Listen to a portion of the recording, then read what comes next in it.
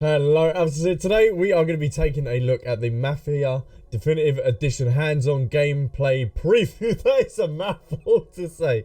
So they released this video yesterday on their YouTube channel, and it is with Ghost Robo, that is a fellow YouTuber, and also Hayden Blackman, that is the CCO of Hangar 13. So he's a big boy. He's up there and highly respected as well in the gaming industry. So it's about 17 minutes.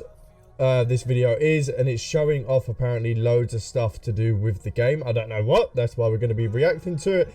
So link in the description as always if you want to go watch the video for yourself. But okay, let's go. Let's see what they're actually we're getting Mafia is back in a huge way for 2020, and the centerpiece has got to be Mafia Definitive Edition, releasing on September 25th of this year. That looks beautiful.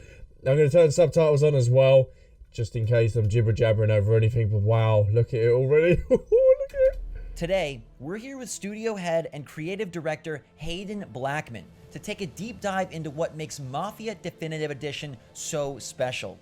Hayden, we're getting close to launch. How are you doing? We got a month. We got less than a month. But there's 31 days in this month, so maybe there's just a tad over a month, or just under a month. Pretty good. So I've played a good chunk of the game, and it's incredibly impressive. You're seeing how far it has come since 2002 on your screen. But walk me through, what was the motivation behind returning to the franchise? And just to let that know as well, to everyone as well, this is a preview build, so the game is not yet final. So things in this gameplay that they're showing off is subject to change as well. So franchise's roots and what draw you personally to Lost Heaven and Tommy Angelo? Yeah, sure. So really the motivation for doing the Mafia remake and building it from the ground up really came from the team internally. We have a number of veterans from the original Mafia game.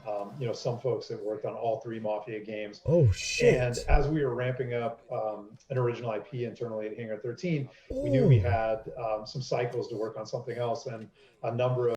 Oh, it's the old garage with old Ralphie and shit. Oh, my. Yeah, you can feel it's got a mixture of like Mafia 3 mixed with the old Mafia 1, put into like a mixing pot and just go and started mixing it, and this is what they've come out with. Oh my. I'm going to try not to talk as much so we can understand what Hayden is saying, but I'm just taking in this game. Like when they showed the intro as well, that's all I've got in my head is the old intro, because that's all I know of, because we only recently played through the Mafia 1. Of these folks kind of came out and said, hey, well, why don't we look at remaking the original Mafia? And for me personally, it was really exciting because it was an opportunity for us to retell this story using everything we've learned, both from a kind of storytelling perspective, but also from a technology perspective. What? They've added motorbikes into it? Oh my god, they've added motorbikes. So they've added new vehicles and stuff into it as well, because motorbikes, correct me if I'm wrong, there weren't any when we played it. Skip drive. Oh, you see that down the bottom left, didn't you? Skip drive. So there's an option to just go from mission to mission to mission to mission, and you don't have to drive anywhere. Okay, they've made this really like new player friendly by the looks of it. Since the original release, and really kind of recreate this experience, and then also have all three Mafia games out at the same time on the same platform, so you experience the whole trilogy, together and kind of one shot. Oh my that's god! Such a cool experience, and the city looks gorgeous, the game looks gorgeous. We get a good amount of remasters and remakes these days, but this is specifically Mafia Definitive Edition. From what I've played, it's definitely much more than a simple remaster. But in your eyes, well, no, yeah, it's not a remaster. It's pretty much built from the ground up, like he said. So yeah, it's a full-on like remake. They're not just doing a bunch of lighting textures and changing some of the shaders and maybe updating some of the character models. They've built this from the ground up and probably had to remodel literally everything, because I don't think 2002 Tommy's going to be coming in with his character model or anything like that. Damn, okay. What makes this game the definitive Mafia experience, and why was it important to go beyond just a simple graphical upres? Plus ultra. Well, we really wanted to rebuild it from the ground up, partly because we had to. There was no way to take the original game and just upres it and be able to kind of get the graphical fidelity that we need or want, given today's consoles and kind of PC capabilities. So we knew from the outset we were going to have to rebuild everything from the ground up. Once we kind of wrapped our heads around that, then it became, okay, how can we make sure that we're taking the tone and the feel and the story and the set pieces from the original, and really doing them justice and expanding upon them where we could, and making sure that this is the game that the team that worked on the original really had in their mind's eye, back then in 2002, and now have the capability. I'm gonna have some problems with that racing car. You see how you ripped that out of that garage? Oh no. And they have no longer got the stopwatch. They've got a nice little timer thing up the top. I didn't mind the stopwatch though. If they could have just updated that and put that in the corner, that still would have looked pretty dope. Oh my, okay. Yeah, it's remarkable seeing these fan favorite characters and locations and missions in the new engine. Oh. That's something I would be doing. It's just don't cause no damage to the car, whatever you do. Gone. 18 years. How did you guys go about staying true to that original release while also updating the systems and the gameplay to really fit 2020? They've changed that. To be honest, it was a really difficult balancing act. I think that from our perspective, the best way to approach it was to look at what are the things that were kind of immutable, or the things we knew we didn't want to change about the original. Yeah. A lot of it comes back to that spine of the story, who the characters are, the themes, and because they can't be changing too much. Yes, it's a remake, and they could put their own little modern twist onto it, but you still got to keep the core aspects of the first game. Because you change it too much, when you release the games, the fans will be like, "What the fuck is this?" So keep it just nice. Keep it to that original. Just update it. Add a little bit of douse to it, and it's very nice. The tone of that original game, obviously the setting, the time period. All those things were the trams would be definitely kind of hang everything else on. Those can become the spine of the game. And then beyond that, we made a list of all the things that we wanted to improve, and we wanted to kind of update to modern standards. So driving was one of those things. Gunplay was another, and we were able to take everything we learned and all the systems we built for Mafia 3 and apply them to Mafia the Definitive Edition in order to bring things up to more modern standards from that perspective. But I really think that it comes back to making sure we're staying true to the tone with everything that we do, and true to the... Oh no, this is the mission that we had the problems with, didn't we? Oh no, I remember this, and we had the dog down in the yard. Oh fucking hell, that's annoying. The kind of feel and the atmosphere of the original game.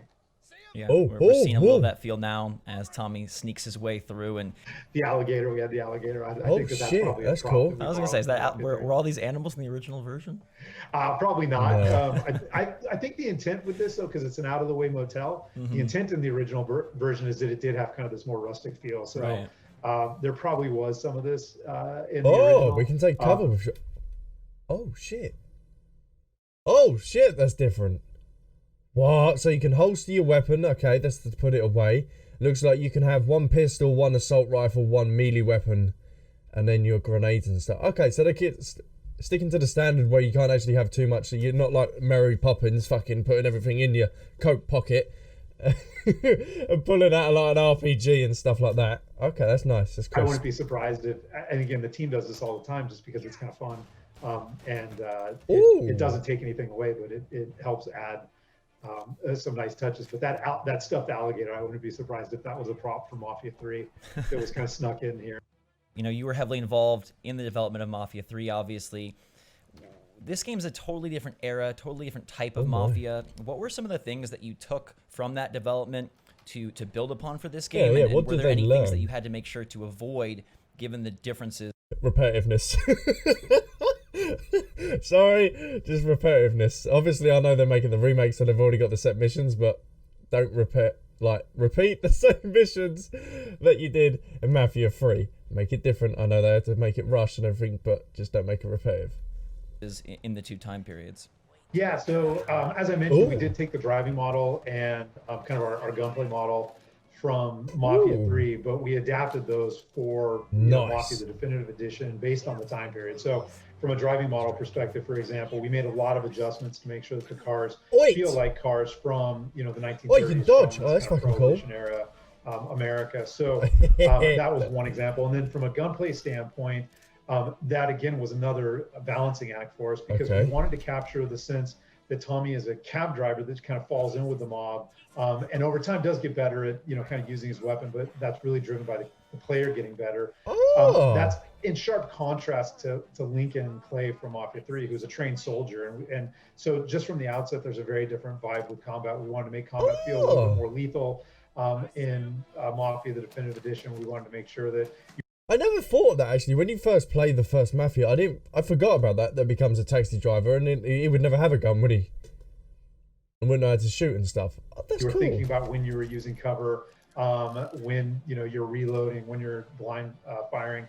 But at the same time, again, it's a balancing act, because we still want to make headshots really fun. We still want to make sure that you can progress through the game and experience the story. We want to make sure that gunplay is satisfying. And then I mean, one of the things I was super happy with from Mafia 3 were all the kind of death animations and the variety that we were able to get there. Yeah, they were good. There's just something about when you get that headshot, the guy just kind of falling to his knees.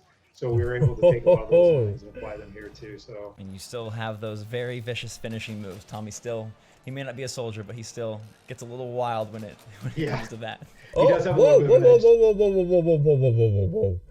That's different. So he's locking onto the enemy within the cut. So yeah, they're making this very like new player friendly, because the old one was very like, even playing it a couple of weeks ago, it was like it was challenging.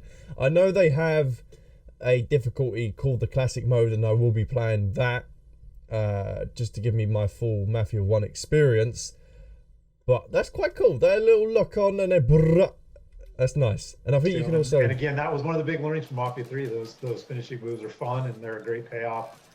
Easy. For that kind of melee encounter. So we wanted to make sure we brought those back. Hello. Absolutely, yeah. So speaking of Tommy Angelo, you mentioned he's this cab driver. He gets quickly involved with the Mafia, the Salieri family. Things kind of spiral from there.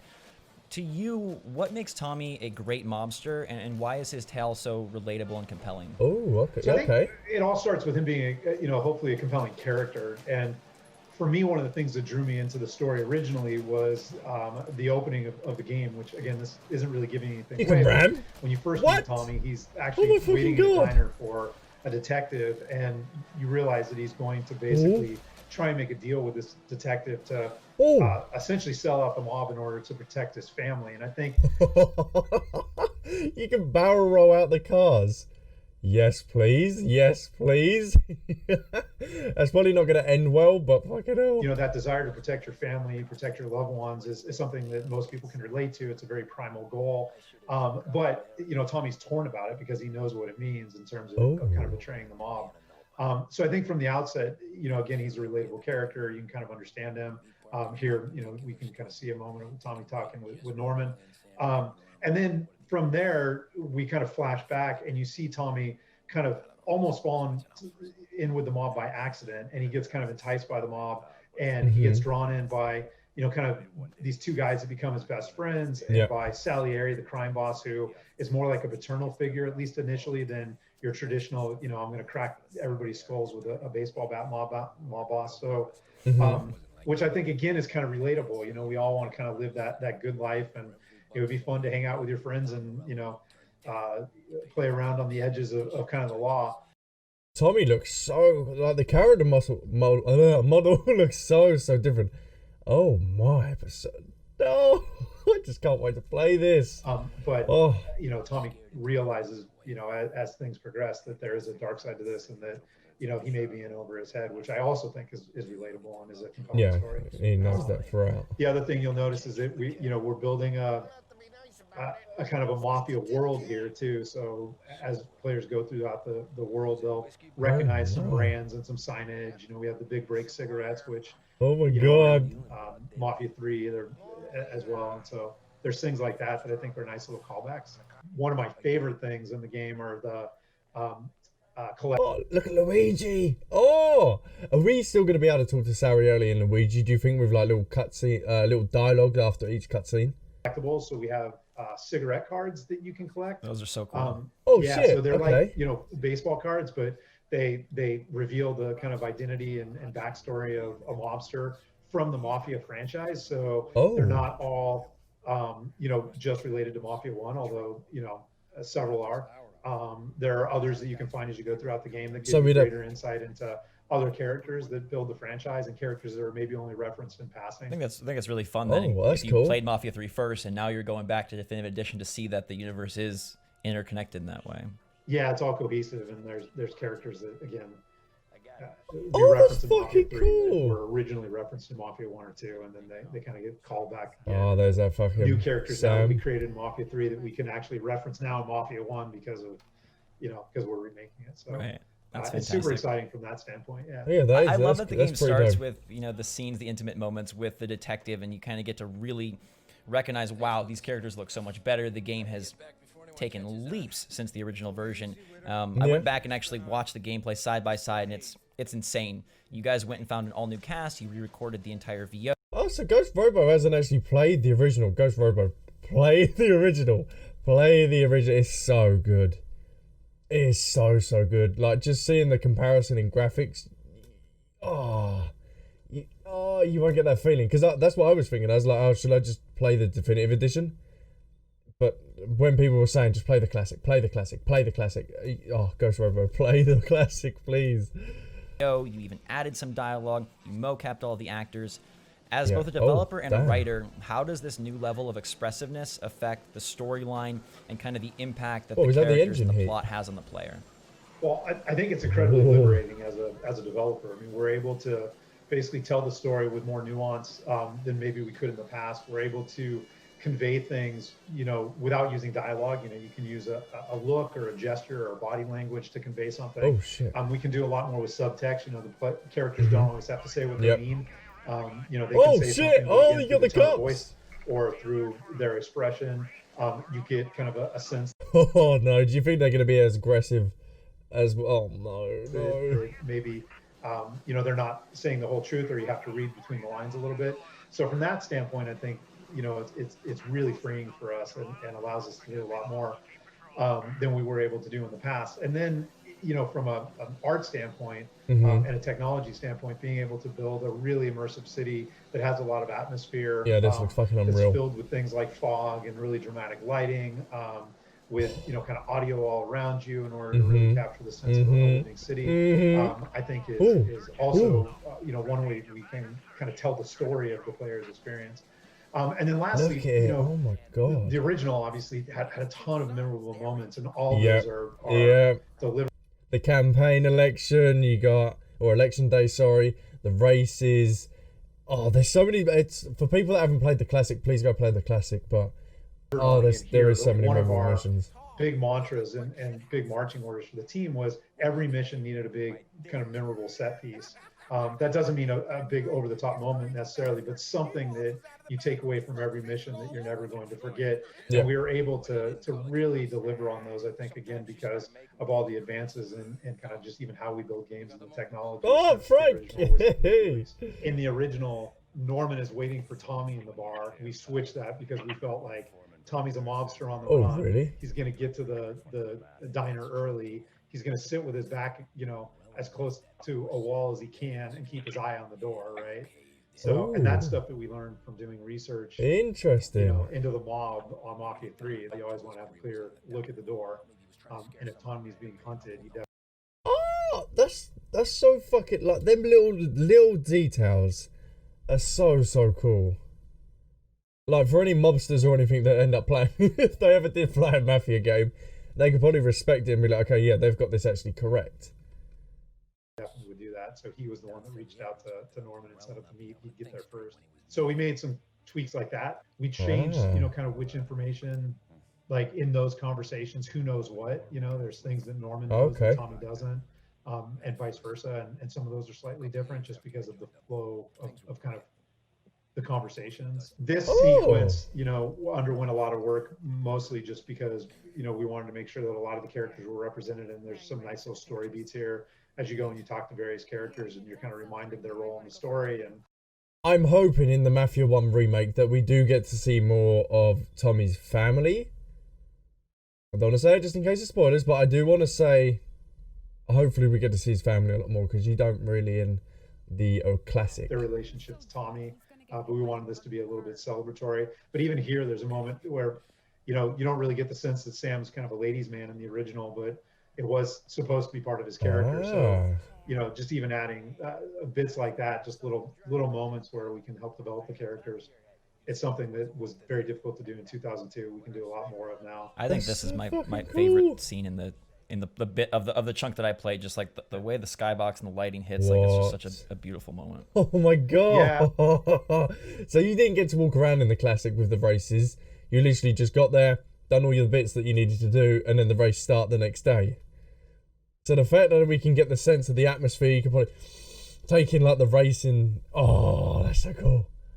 We, you know, again, learning from Mafia 3, we had a lot of dynamic lighting in Mafia 3 where the day-night cycle would just go on, and we didn't always curate kind of what time of day it was. Almost every single mission in, you know, Mafia, the definitive edition, is curated from a lighting standpoint. So really, we know what time of day it is, we know what the weather is, we can control all that stuff. Holy shit. I think, again, that just leads to, you know, a greater sense of atmosphere. It allows us to really control the pace and the emotion of the game, and tell the story that we want to tell, and make sure that it looks as good as it can possibly look. Hey, there's a boy. Is like how you imagined the game being in your head. Now here it is, right on your screen, which is fantastic. And you know, it's fantastic to see this all come together. You guys are taking a beloved game, beloved characters, trying to pay tribute, but also elevating things. It's a large undertaking, and I guess as we approach that launch date, what are you most proud of with Mafia Definitive Edition? Well, so first I would say it's not, you know, from my perspective, it wasn't just a large undertaking. It was also one that had a lot of responsibility attached to it. There was a sense of responsibility that we had to the members of the original team that are still, you know, members of Hangar 13, to make sure that we were allowing them to do this justice, but also... Oh, wow. The memories of the races. Oh, fucking hell. Oh, my. But they probably hired most of the original team that worked on this because they knew the story, they understand, they had the passion behind it as well. So getting them people back onto that team with some maybe new people from Mafia 3 as well, you could combine the new and the old together and then just meld it all together. It's cool. You know, to the fans, right? I mean, the fans of the Mafia franchise are very passionate. They're very vocal. There you go. And we appreciate that, and we know that, you know, we're taking this beloved game and we're remaking it. We want to make sure that we do it justice. So that I think was kind of top of mind for us all along. In terms of where I'm most proud, I'm extremely proud that the team was able to finish the game in the midst of a global pandemic. You know, we moved to a work from home structure back in March, and at that time we didn't have most of our facial animation in the game. There were missions that were still incomplete. There were set pieces that were still being worked on. Kudos to the developers then. Fucking hell. Like, kudos. Like, that's got to be such a restraint working from home and doing stuff like that. Oh, kudos. There were chunks of the city that hadn't been arted up yet. There were huge swaths of sound that hadn't been added. You know, the cinematics hadn't been scored yet. I mean, there was just a tremendous amount of work. The localization, all the translations hadn't been done. Just a huge amount of work that had to be done between March and where we're at today. And despite most of the team working from home and, you know, dealing with all the challenges of working from home during a pandemic and juggling family commitments and work, the team really came through. And I'm amazed every day by what they were able to accomplish. Oh my God. And then the fact that we were able to stay true to the, you know, I believe the tone and the themes of the original game. I think that really comes through.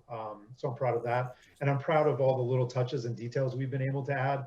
I think that there's, you know, more to Polly as a character in the definitive edition than maybe came through in the original. And I'm proud of that. There's more to Sarah as a character than maybe came through in the original. There's a little bit more nuance to the war between the Salieri crime family and the Morello crime family. And again, a lot of that is because we're able to tell the story with more detail and more nuance than they were, you know, back in 2002. That's cool. That's and really then cool. The team's ability to focus on the big picture, you know, things like vistas and making sure that the city feels alive when you take a step back, all the way down to the smallest details, like how many stars are on, you know, an American flag at this time period. is truly remarkable, and I'm amazed. See, all the little attention to details. I just love it in games. Like, oh, the developers spend so much time with like these little details that they add. It's just like, yes, yes, yes. That, you know, every day too. Yeah, it's an incredible achievement, and I love that you guys were able to check all the boxes and then add even more flourishes, and it is remarkable given the situation and the year. So kudos to you and the team. Thank you so much for your time today, Hayden. And we are all looking forward to Mafia Definitive Edition hitting store shelves on September 25th. Oh, yes. Thank you so much. Thanks for taking the time. And there you have it, guys and girls. Tommy's Tale is shaping up to be an amazing adventure. So thanks so much for watching. Make sure to like and subscribe to stay up to date on the latest and greatest from the Mafia franchise. And until next time, we'll see you later. Oh, shit. Oh, so that was the Mafia Definitive Edition hands-on gameplay preview with Ghost Robo and Hayden Blackman. Man, I know this is no longer in the video. I do apologize for that, but I just wanted to go through everything and have a look at the gameplay that they're previewing in this video. Let me know your thoughts on the Mafia Definitive Edition in the comments down below. Are you going to be picking it up, or are you just going to be sticking with the original classic and not going to be touching this one? But this is where I'm going to be leaving this video here. So if you did enjoy, then leave a like and a comment down below. Boom, boom, boom, boom, boom, boom, boom. So guys, thanks all round, and catch you in my next video. Bye.